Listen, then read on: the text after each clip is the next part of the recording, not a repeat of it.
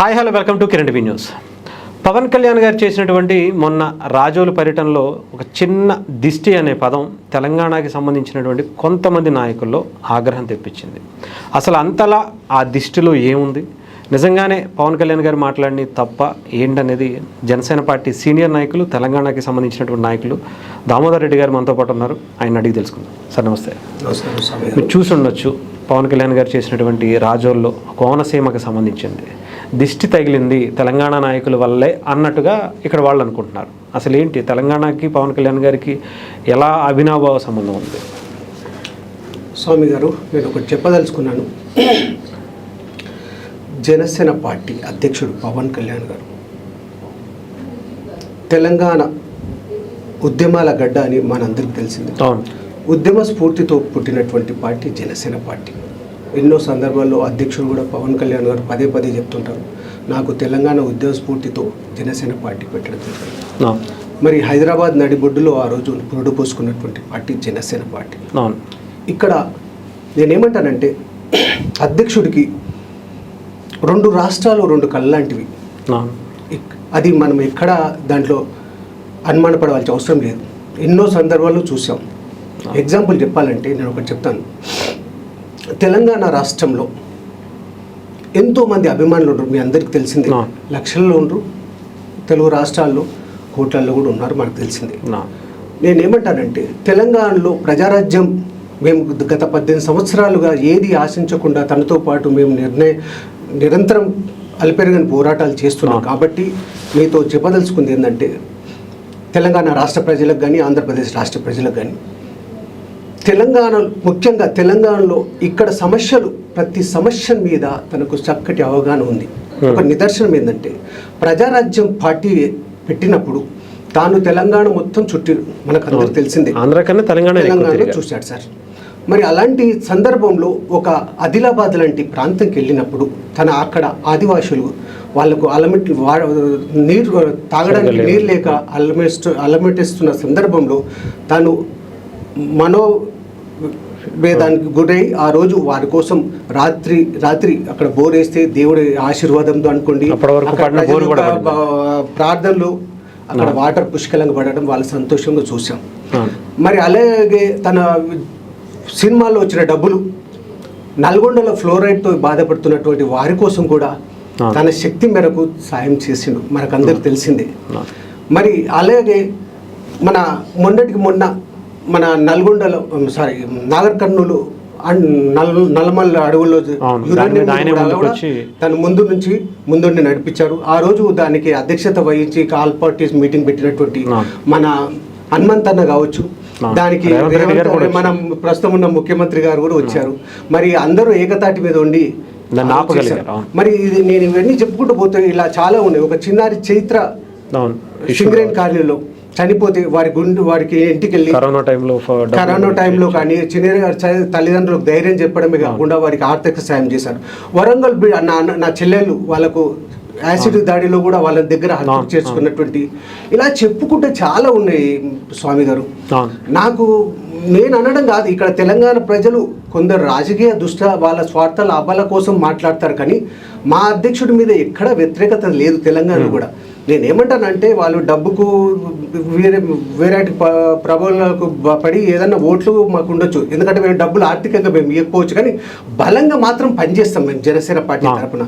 ఒకటి ఎందుకు అంటున్నానంటే, బలంగా ఎందుకు చేస్తామంటే, ఈరోజు ధర్నా చౌక్ ఉందంటే మా అధ్యక్షుడు ఇచ్చిన ఆదేశాల మేరకు మేము ఆ రోజు ధర్నా చౌక్ కోసం పోరాటం చేసాం. ఆర్టీసీ ఉద్యమం కోసం మేము లాఠీ దెబ్బలు తిన్నాం, జైలుకు కూడా పోయినాం, మేము అవి చేసుకున్నాం సార్. మరి ఇంటర్మీడియట్ విద్యార్థుల కోసం ఇంటర్మీడియట్ బోర్డు దగ్గర ధర్నా చేస్తే దానికి కూడా మేము ఇలా చెప్పుకుంటూ పోతే చాలా సమస్యలు. డ్రగ్స్ మీద కూడా మేము ధర్నా చేసాం సార్. ఇలా ప్రతి అంశం మీద మేము తెలంగాణ బలంగా ఉన్నాం. ఇది ఓర్వక కొన్ని రాజకీయ దుష్ట శక్తులు అనాలో మరి ఏమనాలో వాళ్ళకి తెలుసో తెలియదో, మరి వారు కక్షపూరితమైన మా అధ్యక్షుడి మీద ఇలాంటి వ్యాఖ్యలు చేస్తూనేమనిపిస్తుంది. అంటే సినిమాని ఆపేస్తాం అని కూడా ఒక మంత్రి హోదాలో ఆయన, ఒక సినిమాటోగ్రఫీ మంత్రిగా ఉన్నటువంటి కోమటిరెడ్డి వెంకటరెడ్డి గారు సినిమా ఆపేస్తాము, ఇక్కడ ఆడనివ్వము, నేను ఒక మంత్రిగా చెప్తున్నానని చెప్తున్నారు ఆయన.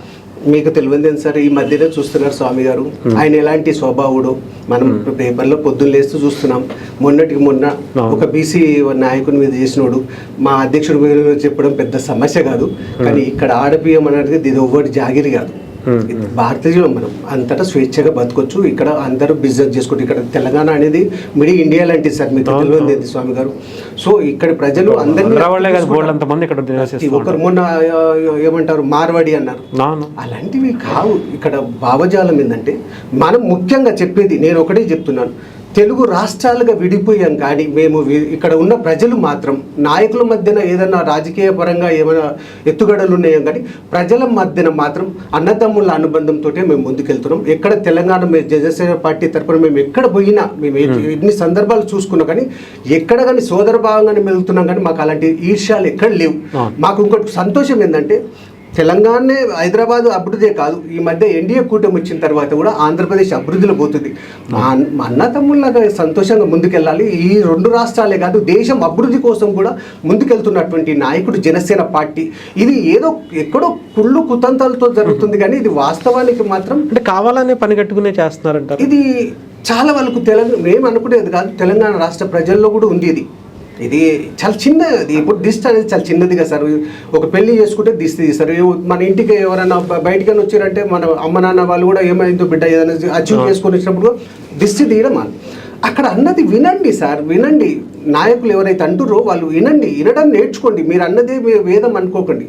ఎదుటి వాళ్ళు చెప్పేది కూడా కరెక్ట్ విని మాట్లాడండి. నేను దయచేసి వాళ్ళకి ఒకటే రిక్వెస్ట్ చేస్తున్నాను, ఇక్కడ రాజకీయాలు చేయకండి.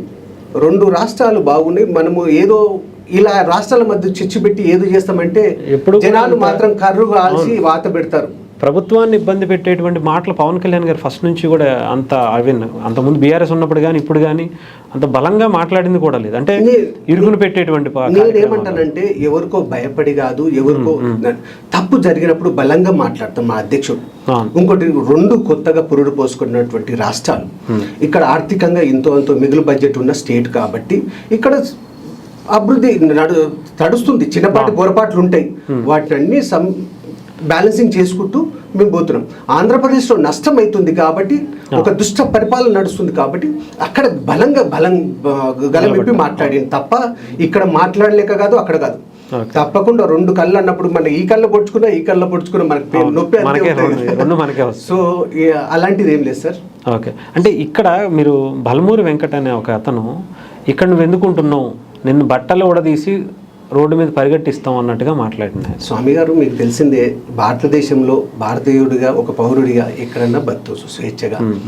వాళ్ళ స్వార్థ రాజకీయాల కోసం ఇలాంటి మాటలు మాట్లాడతారు. కానీ వాళ్ళు చేస్తే ఇప్పుడు నేనేమన్నా అంటే బల్మూరి వెంకట్ కానీ ఇంకో నాయకుడు కాంగ్రెస్ కానీ టీఆర్ఎస్ నాయకులు ఏదన్నా వాళ్ళు ఏదో కుట్రపూరితమైన ఇవన్నీ మాటలే తప్ప కాదు. నేనేమంటే బల్మూరి వెంకట్ గారికి ఒకటే చెప్తున్నాను, వాళ్ళకన్నా మేము బలంగా మాట్లాడచ్చు, వాళ్ళని తరిమి కొడతాం అనొచ్చు, ఇంకో రకంగా చెప్పొచ్చు, ఇంకో రకంగా చెప్పు.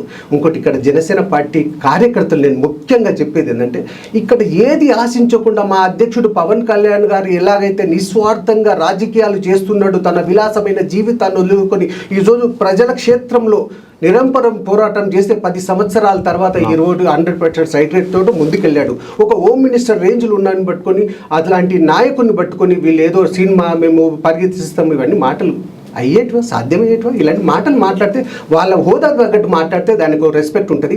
ఆయన ఏదైతే ఎవరైతే అడ్డబెట్టుకొని ఆయన ఈరోజు ఎమ్మెల్సీ వచ్చిందో వాళ్ళకు న్యాయం చేయమను. ఏదైతే ఆ రోజు ఉద్యమ పోరాటంలో చనిపోయినటువంటి 13 మంది విద్యార్థులు ఉందో వాళ్ళకు న్యాయం చేయమండి, వాళ్ళ కుటుంబాలకు న్యాయం చేయమనండి. ఈ బల్మూరు అంటే ఘనంగా మాట్లాడి వాళ్ళకి న్యాయం చేస్తే కదా అప్పుడు కదా నువ్వు ఒక డిపాజిట్ కూడా రానోడు నువ్వు మాట్లాడతావా హుజూర్ నగర్లో? నీకెంత చెప్పండి. ఇలాంటి మాటలు నేను బల్మూరు వెంకటనేని కాదు ఎవరిని కూడా మేము, ఎందుకంటే అన్నదానములతోటి మనం ముందుకెళ్తున్నాం కాబట్టి ఇలాంటి కక్షపూరితమైన మాటలు వాళ్ళు మాట్లాడదు, మేము మాట్లాడదు. బలంగా పనిచేయండి. రేపు పొద్దుగల బాగుతరాల్లో మీకు రేపు ఇప్పుడు ఎలాగో 2 సంవత్సరాలు గడిచిపోయింది, మీరు వాగ్దానాలు ఎంతవరకు అనేది తెలంగాణ ప్రజలు గమనిస్తున్నారు. తప్పకుండా మీరు ఇలానే చేస్తే మీకు కర్రు వాల్చి వాత పెట్టడం తథ్యం.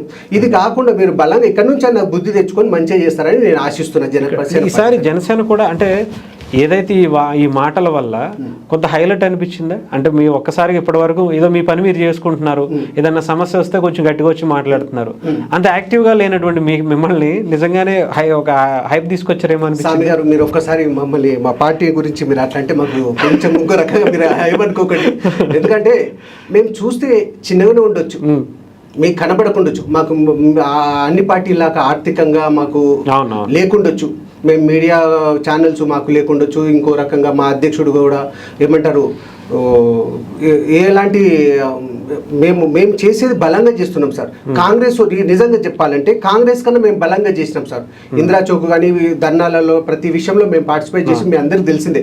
తెలంగాణ ప్రజలు ఇదంతా గమనిస్తున్నారు కాబట్టి ఈ రోజు పని కట్టుకొని అధికార పార్టీ మా మీద దాడి చేస్తుంటే మేము ఎంత బలమైన నాయకులం. ఓకే, అంటే అధికార పార్టీ ప్రతిపక్షాన్ని కూడా వదిలేసి మా మీద పెట్టినట్టు ఇది మీరు ఒక్కసారి ఆలోచిస్తూ ఇవ్వాల్సిన అవసరం ఉంది. ఎందుకంటే తెలంగాణ ప్రజలు ఇదంతా గమనిస్తుంటే రాబోయే రోజుల్లో ఇది చాప కింద నేరుగా జనసేన పార్టీ ముందుకెళ్తుంది. మీరు ఏం దాంట్లో ఎలాంటి లేదు, మేము బలంగా పంచాయతీ ఎలక్షన్స్ లో కూడా కొంచెం భారీగానే నామినేషన్లు కూడా వేస్తున్నట్టుగా వేస్తున్నాము. రేపు మేము ఒకటే చెప్తాం స్వామి గారు, జనసేన పార్టీ అనేది మాకు గెలుపు ఓటమి లెక్క కాదు సార్. ప్రజాక్షేత్రంలో ఉంటాం, నిరంతరం ఉంటాం, మాకు ఆరబారలో పోము. మాకు కావాల్సింది ఆనాడు విప్లవ పోరాటాల కోసం ఒక అల్లూరి సీతారామ, ఒక భగత్ సింగ్ ఎలాగైతే పోరాటాలు చేసి భారతదేశాన్ని స్వేచ్ఛగా బతికే విధంగా ఈరోజు మనం ఇంత స్వేచ్ఛగా ఉన్నామంటే వారి త్యాగాల ఫలమే కదా. అదే స్ఫూర్తితో మా అధ్యక్షుడు కూడా ఉద్యమ స్ఫూర్తితో వచ్చినాడు కాబట్టి మా గుండెల్లో కూడా అదే నింపిండు కాబట్టి మేము భావి తరాల కోసం స్వేచ్ఛగా ఉండాలనేది మా ధ్యేయం. కానీ మాకు ఇలాంటి కుళ్ళు కుతంత్రాల రాజకీయాలు మాకు తెలియదు సార్. మేము స్వచ్ఛంగా పనిచేస్తాం. ఎలక్షన్స్లో మీకు కరెక్ట్గా మేము ఆన్సర్ ఇస్తాము, మా దమ్ము ఏంటో చూపిస్తాం అంటున్నారు, అంత నిజంగానేనా సార్? మీరు మా దమ్ము ఏందనేది మేము ఎదుటిలోకి చెప్పుకోము సార్, మాటల్లో. చాతగానుడు చెప్తాడు సార్, చేసేవాడు చెప్పడు, చెప్పేవాడు చేయడు అన్నట్టు మనకు పెద్దలు చెప్పిన సామెతలు ఉంటాయి. నేను ఒకటే చెప్తాను, ఆనాడు మేము ఎవరిని తక్కువ చేయట్లేదు. మా మిత్రపక్షమైనటువంటి బీజేపీ వాళ్ళకి తెలుసు మా పవర్ ఏందో. ఆ రోజు మేము 65 మందికి మేము ఆల్రెడీ గేటర్లో మేము రెడీ చేసుకున్నాం. మీకు అంతా తెలిసిందే సార్, తెలంగాణ ప్రజలకు కూడా తెలుసు. కాకపోతే ఏంటంటే మిత్రపక్షంలో ఉన్న మా అధ్యక్షుడు తీసుకున్నటువంటి నిర్ణయం మేరకు మేము కట్టుబడి ఉండి విత్డ్రా చేసుకున్నాం. ఓకే, రాబోయే ఎలక్షన్లో మా సత్తా ఏందో మేము బలంగా చూపిస్తాం సార్, దానికి ఎలాంటి డౌట్ లేదు. మాకు తెలంగాణ ప్రజలు మమ్మల్ని ఆదరిస్తున్నారన్న. మీరు నిజం చెప్పాలంటే మీరు చూశారు మన అధ్యక్షుడు మొన్న ఎలక్షన్లో తాండూరు మారుమూల ప్రాంతం అన్న ఒక 15 రోజుల ముందు పోయింది మా జనసేన పార్టీ ఇన్ఛార్జ్, మీకు తెలిసిందే.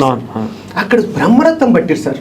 ఒకటే నేనేమంటారు అంటే ప్రజలు వస్తున్నారు సినిమాల కోసం చూసేందుకు వచ్చిపోతారు అని ఒకసారి చూస్తారన్న, 2 సార్లు చూస్తాం, 3వ సారి మార్పు అనేది వస్తుందని తప్పకుండా. మా జనసేన పార్టీ అధ్యక్షుడు అని నిజాయితీ పడని తెలుసుకున్నారు.